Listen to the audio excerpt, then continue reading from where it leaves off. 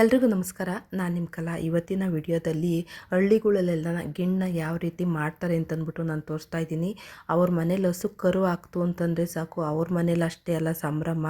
ಅಕ್ಕಪಕ್ಕದ ಮನೆಯವರೆಲ್ಲನ ಹಸುವಿನ ಗಿಣ್ಣಿನ ಹಾಲನ್ನು ಇಸ್ಕೊಂಡು ಹೋಗ್ಬಿಟ್ಟು ಅವ್ರ ಮನೆಯಲ್ಲೆಲ್ಲ ಗಿಣ್ಣು ಹಾಲಿನಿಂದ ಗಿಣ್ಣನ್ನು ಮಾಡ್ತಾರೆ. ತುಂಬಾ ಟೇಸ್ಟಿಯಾಗಿರುತ್ತೆ. ಯಾಕೆಂತಂದರೆ ಅಷ್ಟು ಇಷ್ಟಪಟ್ಟು ತಿಂತಾರೆ ಹಳ್ಳಿಗಳ ಕಡೆನ ಎಲ್ಲನ. ಹೇಗೆ ಮಾಡೋದು ಅಂತ ನೋಡೋಣ ಬನ್ನಿ. ನೋಡಿ, ಒಂದು ದಿವಸದ್ದು ನಾನು ಗಿಣ್ಣು ಹಾಲಿನಿಂದ ತೋರಿಸ್ತಾ ಇದ್ದೀನಿ. ಅಂದರೆ ಇವಾಗೆಲ್ಲ ನಾಟಿ ಕ್ರಾಸ್ ಆಗಿರೋದ್ರಿಂದ ಒಂದು 3-4 ಲೀಟ್ರ್ ಒಂದೇ ಸಲ ಸಿಗುತ್ತೆ. ಮೊದಲಾಗಿದ್ದರೆ ಎಲ್ಲ ಒಂದೊಂದು ಲೀಟ್ರ್ ಅರ್ಧ ಲೀಟ್ರ್ ಎಲ್ಲ ಕೊಡೋದಲ್ವ, ಅದನ್ನೆಲ್ಲ ಮಡಗ್ಬಿಟ್ಟು ಅದಕ್ಕೊಂದು ಅಚ್ಚು ಬೆಲ್ಲ ಹಾಕ್ಬಿಟ್ಟು ಮಡಗಿರೋರು. ಇವಾಗೆಲ್ಲನ ಒಂದೇ ಟೈಮಲ್ಲಿ 3-4 ಲೀಟ್ರ್ ಹಾಲು ಹಸುಗಳು ಕೊಡೋದ್ರಿಂದ ಒಂದೇ ಟೈಮಿನ ಹಾಲನ್ನು ಉಪಯೋಗಿಸ್ಕೊಂಡು ನಾವು ಗಿಣ್ಣನ್ನು ಮಾಡೋದು. ನೋಡಿ, ಈಗ ಹಾಲನ್ನು ಚೆನ್ನಾಗೆಲ್ಲ ಕರ್ಕೊಬೇಕಾಗುತ್ತೆ. ರಾತ್ರಿ ಹಾಲು ಆಗಿದ್ದರೆ ಒಂದು ಸ್ವಲ್ಪ ಬೆಲ್ಲ ಹಾಕಿ ಮಡಗಿರ್ತೀವಿ, ಆ ಹಾಲನ್ನು ಚೆನ್ನಾಗೆಲ್ಲನ ಕರ್ಕೊಬೇಕು. ಮಂತಿಂದ ನೋಡಿ ಕರ್ಕೊಂಡಿದ್ದೀವಿ. ಇವಾಗ 1 kg ಬೆಲ್ಲನ ನಾವು ಚೆನ್ನಾಗಿ ನೀರು ಹಾಕ್ತಲೇ ಹಸುವಿನ ಹಾಲನ್ನು ಹಾಕ್ಬಿಟ್ಟು ಕರಗಿಸ್ಕೊತಾ ಇದ್ದೀವಿ. ಆದಷ್ಟು ನೀರು ಹಾಕ್ತಲೇ ಮಾಡಬೇಕು ಗಿಣ್ಣನ್ನು, ಆವಾಗಲೇ ತುಂಬ ಚೆನ್ನಾಗಿರೋದು. ಹಸುವಿನ ಹಾಲು ಹಾಕ್ಬಿಟ್ಟೇ ಬೆಲ್ಲನೆಲ್ಲ ಚೆನ್ನಾಗಿ ಕರಗಿಸ್ಕೊಂಡಿರೋದು. ಏನಾದರೂ ಕಲ್ಮಶ ಎಲ್ಲ ಇದ್ದರೆ ನೋಡಿ ಈ ಥರ ಸೋಸ್ಕೊಬೇಕಾಗುತ್ತೆ. ಏನೂ ಇಲ್ಲ ಬೆಲ್ಲದಲ್ಲಿ, ಹಾಗೆಯೇ ಹಾಕ್ಕೊತಾ ಇದ್ದೀವಿ. ಆದಷ್ಟು ಅಷ್ಟೇ ಹಾಲನ್ನು ನಾವು ಸ್ಟವ್ ಮೇಲೆ ಇಟ್ಟಾದಮೇಲೆ ಚೆನ್ನಾಗಿ ಕೈ ಆಡಿಸ್ಕೊಳ್ಬೇಕಾಗುತ್ತೆ. ಹಾಲು ಹೊಡ್ಕೊಂಬಾರ್ದು ಯಾವುದೇ ಕಾರಣಕ್ಕೂ. ನೋಡಿ, ಇದೇ ರೀತಿ ಚೆನ್ನಾಗಿ ಕೈ ಆಡಿಸ್ಕೊಬೇಕು. ಕುದಿ ಬರೋವರೆಗೂ ಕೈ ಬಿಡದ ಹಾಗೆ ಕೈ ಆಡಿಸ್ಕೊಬೇಕಾಗುತ್ತೆ. ಬೆಲ್ಲ ಹಾಕಿದ್ರೆ ಅಷ್ಟು ಬೇಗ ಒಡೆಯೋದಿಲ್ಲ, ಹಾಗಾಗಿ ಬೇಗನೆ ಬೆಲ್ಲನ ಕರಗಿಸ್ಬಿಟ್ಟು ಹಾಕಿರೋದು. ನೋಡಿ, ನಾನು ತೋರಿಸ್ತಾ ಇದ್ದೀನಿ. ಇದೇ ರೀತಿ ಕೈ ಆಡಿಸ್ತಲೇ ಇರಬೇಕಾಗುತ್ತೆ. ಕೈ ಮಾತ್ರ ಯಾವುದೇ ಕಾರಣಕ್ಕೂ ನೋಡಿ ಈ ಥರ ಕುದಿ ಬರೋವರೆಗೂ ಬಿಡಬಾರ್ದು. ಈಗ ಇದಕ್ಕೆ ಬೇಕಾಗಿರೋ ಪದಾರ್ಥಗಳನ್ನ ರೆಡಿ ಮಾಡ್ಕೊಳ್ಳೋಣ. ಒಂದು 1/4 kg ಕಡಲೆಬೀಜನ ಹಾಕ್ಕೊತಾ ಇದ್ದೀನಿ. ನಾನು 3 ಲೀಟ್ರ್ ಹಾಲನ್ನು ಉಪಯೋಗಿಸ್ಕೊಂಡು ಗಿಣ್ಣು ಮಾಡ್ತಾ ಇರೋದ್ರಿಂದ ನಿಮ್ಗೆ ಎಷ್ಟು ಬೇಕೋ ಅಷ್ಟು ಕ್ವಾಂಟಿಟಿ ನೀವು ಕಡಲೆಬೀಜನ ಹಾಕ್ಕೊಬೋದು. ಇಷ್ಟೇ ಹಾಕ್ಕೊಬೇಕು, ಇಷ್ಟೇ ಹಾಕ್ಕೊಬೇಕು ಅಂತ ಏನಿಲ್ಲ.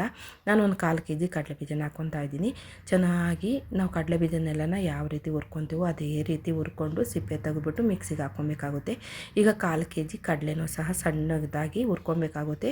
ಏಕೆಂತಂದರೆ ಗಿಣ್ಣಂದರೆ ಒಂದು 3-4 ದಿವಸ ಮಡಗೋದ್ರಿಂದ ಹೊರಗಡೆನೇ ಮಡಗಿದ್ರೂ ಏನಾಗೋದಿಲ್ಲ ಫ್ರೆಂಡ್ಸ್, ಅಷ್ಟು ಚೆನ್ನಾಗಿರುತ್ತೆ. ಗಿಣ್ಣೆಲ್ಲ ನೀಟಾಗಿ ಮಾಡಿದ್ರೆ ಕಡಲೆಬೀಜನ ಬೆಚ್ಚಗೆ ಮಾಡಿ ನಾವು ಹುರಿದಿಟ್ಕೊಂಡಿದ್ದೀವಿ. ಕಡಲೆನೂ ಅಷ್ಟೇ ಹುರಿದಿಟ್ಕೊಂಡಿದ್ದೀವಿ.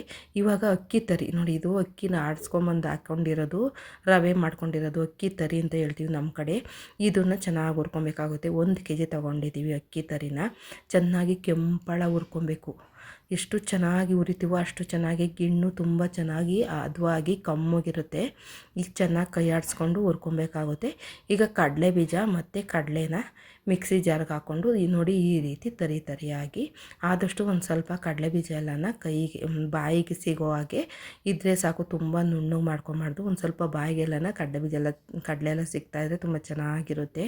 ನೋಡಿ, 2 ಕಡಲೆಬೀಜ ಮತ್ತು ಕಡಲೆನ ಮಿಕ್ಸಿಗೆ ಹಾಕ್ಕೊಂಡಿದ್ದಾಯಿತು.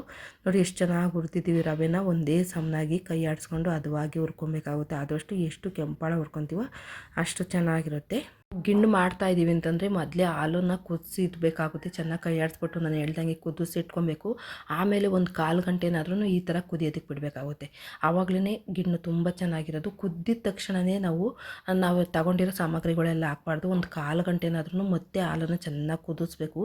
ಇಷ್ಟು ಚೆನ್ನಾಗಿ ಕೆಂಪಾಳ ಕುದಿಸ್ತೀವ, ಕುದ್ದು ಹಾಲೆಲ್ಲ ತುಂಬ ಚೆನ್ನಾಗಿ ಅದೆಲ್ಲ ಬಿಟ್ಕೊಬೇಕು. ಅಲ್ಲಿವರೆಗೂ ನಾವು ಕುದಿಸ್ಬೇಕು. ನೋಡಿ, ಇವಾಗ ತೆಂಗಿನಕಾಯಿನ ಹಾಕ್ಕೊತಾ ಇದ್ದೀನಿ. ಒಂದು ತೆಂಗಿನಕಾಯಿ, ಒಂದು ಹೋಳಲ್ಲ, ಒಂದು ಫುಲ್ಲು ತೆಂಗಿನಕಾಯಿ ಹಾಕ್ಕೊಂಡಿದ್ದೀನಿ.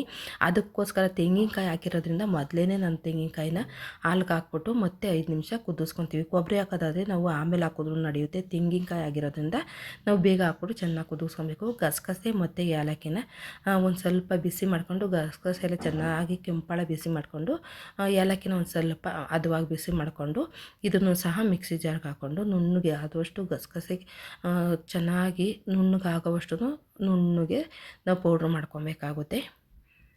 ನೋಡಿ, ಇವಾಗ ನಾವು ರವೆ ಬಿಟ್ಕೊಬೇಕಾಗುತ್ತೆ. ಅಂದರೆ ಅಕ್ಕಿ ನುಚ್ಚಿರುತ್ತಲ್ಲ, ಅಕ್ಕಿ ತರಿ ಎಲ್ಲ ಇರುತ್ತಲ್ಲ, ಅದನ್ನು ಬಿಟ್ಕೊಬೇಕು. ಗಂಟೇನಾಗೋದಿಲ್ಲ, ಯಾಕೆಂದರೆ ಅಕ್ಕಿ ಆಗಿರೋದ್ರಿಂದ ಗಂಟೇನಾಗೋದಿಲ್ಲ. ಎಲ್ಲನೂ ನಾನು 1 kgನೂ ಒಂದೇ ಸಲ ಹಾಕ್ಕೊತಾ ಇದ್ದೀನಿ. ಅಷ್ಟು ಬೇಕಾಗುತ್ತೆ. ಬೇಕು ಅಂತಂದರೆ ಇನ್ನೊಂದು ಸ್ವಲ್ಪ ನಾವು ಎಲ್ಲ ನೋಡಿಕೊಂಡು ಚೆನ್ನಾಗೆಲ್ಲ ತಿರುವಾದ್ಮೇಲೆ, ಗಿಣ್ಣೆಲ್ಲ ಚೆನ್ನಾಗಿ ತಿರುವಾದ್ಮೇಲೆ ಮತ್ತೆ ತೆಳುವಾಯಿತು ಅಂದರೆ, ಅಕ್ಕಿ ತರಿ ಇಲ್ಲ ಅಂತಂದರೆ ನಾವು ರವೆನ ಚೆನ್ನಾಗಿ ಹುರಿದಿಟ್ಕೊಂಡಿರ್ಬೇಕಾಗುತ್ತೆ. ಒಂದು 1/4 kgನಾದ್ರೂ ಹುರಿದಿಟ್ಕೊಂಡಿರ್ಬೇಕಾಗುತ್ತೆ. ಆಮೇಲೆ ನಮಗೆ ಗಟ್ಟಿ ಬೇಕು ಅಂದಾಗ ಅವಾಗ ರವೆನ ಹಾಕ್ಕೊಬೇಕಾಗುತ್ತೆ. ನೋಡಿ, ತೆಂಗಿನಕಾಯಿ ತೆಂಗಿನಕಾಯಿ ಮತ್ತು ರವೆ, ಈ ರವೆ ಎಲ್ಲ ಕೆಂಪಾಳ ಚೆನ್ನಾಗಿ ಬೇಯಬೇಕು, ಅಲ್ಲಿವರೆಗೂ ಬೇಯಿಸ್ಕೊಬೇಕಾಗುತ್ತೆ ಹಾಲಲ್ಲಿ. ಈಗ ಏಲಕ್ಕಿ ಮತ್ತು ಗಸಗಸೆನ ನುಣ್ಣಗೆ ರುಬ್ಬಿಟ್ಕೊತಾ ಇದ್ದೀನಿ. ಈಗ ಒಂದು ಅರ್ಧ ಕೆ.ಜಿ ಅವಲಕ್ಕಿ, ಅಂದರೆ ಇದನ್ನೇನು ನೆನೆಸೋ ಅವಶ್ಯಕತೆ ಇಲ್ಲ. ತೊಳೆದ್ಬಿಟ್ಟು ನೋಡಿ, ಅದರೊಳಗೂ ಸಹ ನೀರಿರಬಾರ್ದು, ಅವಲಕ್ಕಿನೂ ನೀರಿರಬಾರ್ದು.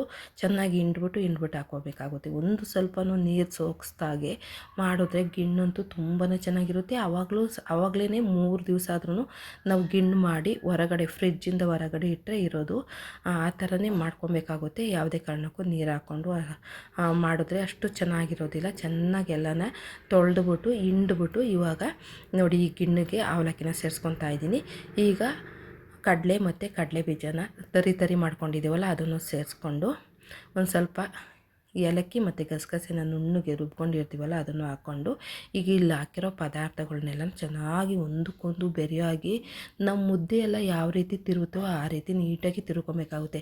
ಸ್ಟವ್ ಮೇಲಂತೂ ತಿರುಗೋದಕ್ಕಾಗೋದಿಲ್ಲ. ಹಾಗಾಗಿ ಚೆನ್ನಾಗಿ ಒಂದು ಮೀಡಿಯಮ್ ಉರಿ ಇಟ್ಕೊಂಡು ಬೇಯಿಸ್ಬಿಟ್ಟು ಆಮೇಲೆ ಕೆಳಗಡೆ ಕೋಲ್ ಹಾಕ್ಕೊಂಡು, ನಾವು ಮಾಮೂಲಿ ಅವಾಗಾಗಿದ್ದರೆ ಒಲೆ ಮೇಲೆ ಮಾಡ್ತಿದ್ವಲ್ಲ, ನಾವು ಕಾವುಗೋಲಲ್ಲೆಲ್ಲ ತಿರುಗ್ತಿದ್ವಿ, ಮುದ್ದೆ ಎಲ್ಲ ಯಾವ ಥರ ತಿರುಗ್ತಿದ್ವೋ, ಈಗ ಕಾಲಿಗೆ ಕೊಟ್ಕೊಂಡು ಒಂದು ತಪ್ಪಲೆನ ಮುದ್ದೆ ಕೋಲಿಂದ ಚೆನ್ನಾಗಿ ನಾದ್ಕೊಂಡ್ರೆ ಅವಾಗ ತುಂಬ ಚೆನ್ನಾಗಿ ಗಿಣ್ಣು ಆಗುತ್ತೆ ಫ್ರೆಂಡ್ಸ್. ಚೆನ್ನಾಗಿ ಎಲ್ಲನೂ ಇಲ್ಲಿ ಹಾಕಿರೋ ಪದಾರ್ಥಗಳೆಲ್ಲ ನೀಟಾಗಿ ಹೊಂದ್ಕೊಬೇಕು. ನಮ್ಮ ಕಡೆ ಮಾಗಡಿ ಕಡೆ, ರಾಮನಗರ, ಚನ್ನಪಟ್ಟಣ, ತುಮಕೂರು ಕಡೆ ಇದೇ ಥರ ನಾವು ಗಿಣ್ಣು ಮಾಡೋದು.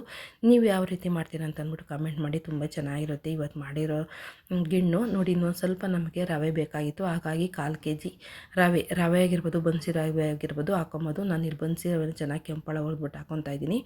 ನಾವು ಮೀಡಿಯಮ್ ರವೆ ಹಾಕ್ಕೊಂಡ್ರೂ ಸರಿ ಹೋಗುತ್ತೆ. ನೋಡಿ, ಈ ರೀತಿ ಕಾಲು ಕೊಟ್ಕೊಂಡು ತಪ್ಪಲೆನ ಚೆನ್ನಾಗಿ ತಿರುಗಿಕೊಂಡ್ರೆ ತುಂಬ ಚೆನ್ನಾಗಿ ಗಿಣ್ಣೆಲ್ಲ ಹೊಂದ್ಕೊಳ್ಳುತ್ತೆ. ನೋಡಿ, ಇಷ್ಟು ಗಟ್ಟಿ ಇದ್ದರೆ ಸಾಕು, ಇಷ್ಟ ಹದವ ಇದ್ದರೆ ಸಾಕು. ಇದೆಲ್ಲ ಆರೋದ್ರೊಳಗಡೆ ಇನ್ನೂ ಗಟ್ಟಿ ಆಗುತ್ತೆ. ಗಿಣ್ಣಂದರೆ ಎಷ್ಟು ಗಟ್ಟಿ ಇದ್ರೂ ಅಷ್ಟು ಚೆನ್ನಾಗಿರುತ್ತೆ.